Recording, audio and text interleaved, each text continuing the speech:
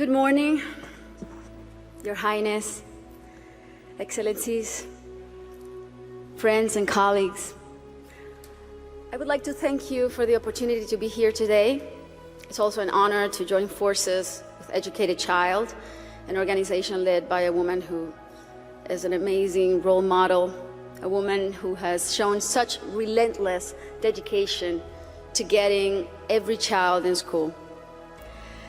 This is such an exciting day for us because it marks the beginning of a new era in my home country, Colombia.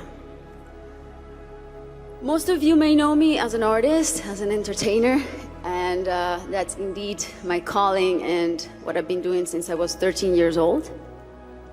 But I never would have imagined when I started out that my work as an artist would end up being the vehicle for me to serve my greater purpose in life of working towards eradicating poverty through the power of education.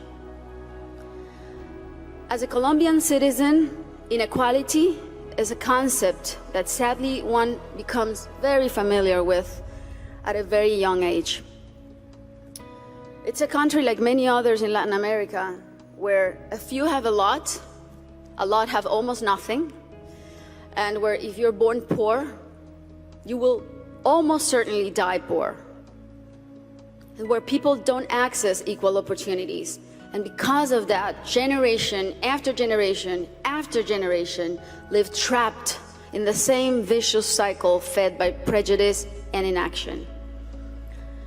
Growing up in my country when I was around 8 years old, I remember I saw kids my age who, instead of being in school, were already working in the streets, were barefoot in the park, kids like me, whose reality was completely different than mine, only because of the circumstances into which they were born. It was really hard for me to accept that something so unjust didn't have a solution. There had to be something that could be done. So I often asked myself why the adults around me were so resigned to the fact that these kids, who were just like me, or even their own children, were living in a parallel reality so different and so cruel. As Kofi Annan put it, poverty is intolerable in a world of plenty. So as soon as I had some success, the first thing I wanted to do was to invest as many resources as I could into what later would become the most meaningful project of my life, working for children. So I set out to find a team of people who dreamed big and worked hard and thought like me to help me right the wrongs that I had witnessed throughout my entire childhood. And that's when our foundation, the Barefoot Foundation, Pies Descalzos Foundation, was born. I knew, and I was only 18 years old then, but I knew that I wanted to focus on children and improving their lives, but I didn't know where to start. So I really felt that I needed to learn what the roots of inequality and low social mobility were. So I decided to study the reasons why children were working in the streets, or why some children were being recruited by the violent organizations like the paramilitary or the guerrillas. Why were so many children suffering from chronic malnutrition? And I realized that most of the issues that children face in my country had and have a common denominator: the lack of access to quality education. To me, it became crystal clear that education was the surest way to give all of these kids the best fighting chance of improving their circumstances in life, because education is the great equalizer. When I started building schools in Colombia, we chose the most remote areas where there was literally nothing, no infrastructure, no paved roads, no electricity, no potable water. And we decided to build in those places, but not only build schools, but state-of-the-art schools. Schools with comprehensive models that included ECD programs, school feeding programs, parent and teacher training.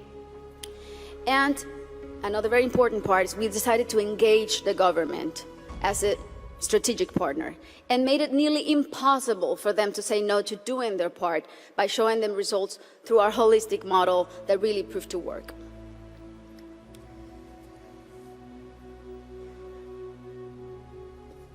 We noticed that as soon as a school is built in those places, everything is transformed. The improvements to the infrastructure were jaw-dropping. Electricity, potable water were made available, made accessible. Roads were paved. Malnutrition plummeted. But the best part of all is the academic results. The kids really responded academically. And now those kids who could have been recruited by the guerrillas or paramilitaries, or that could have had a completely different outcomes for their lives, they're now on their way to the university and thriving in their communities. Some of them are athletes, some of them are professionals.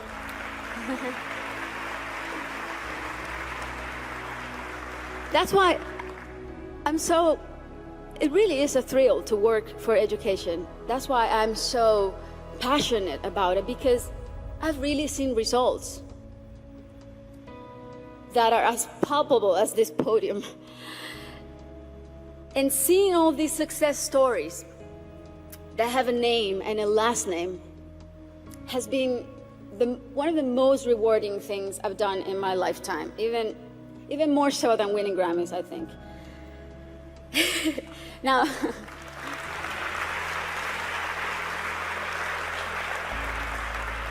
Now, that said, our work is far from being done. Many developing countries are still rife with inequality and internal conflict, and there are a lot of kids who still need to be reached.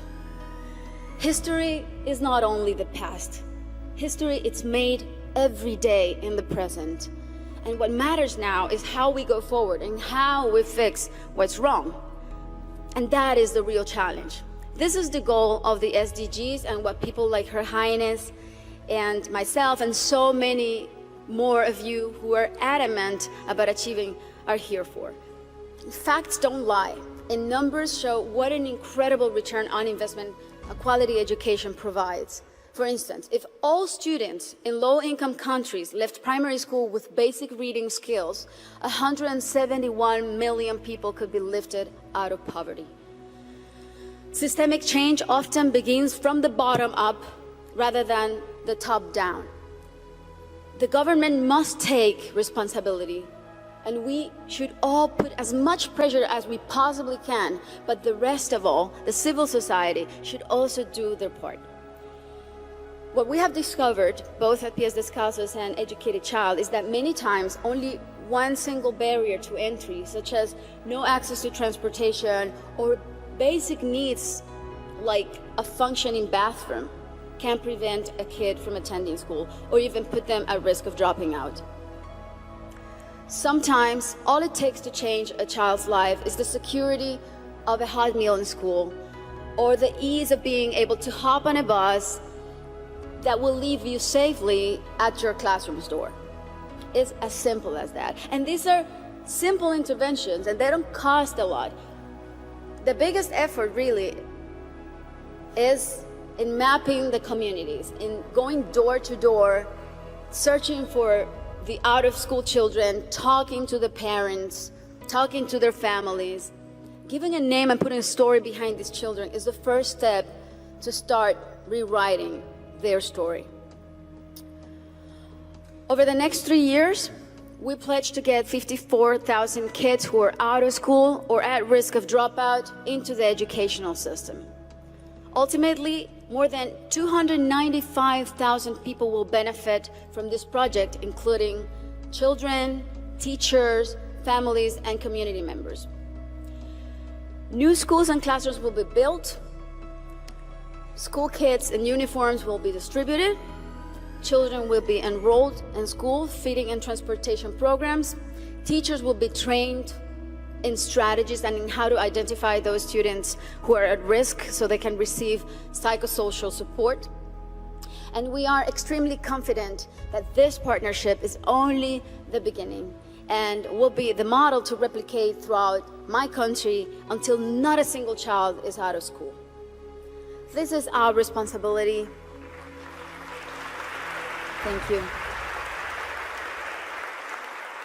This is our responsibility to our children and our debt to fulfill for the generations to come. Thank you very much.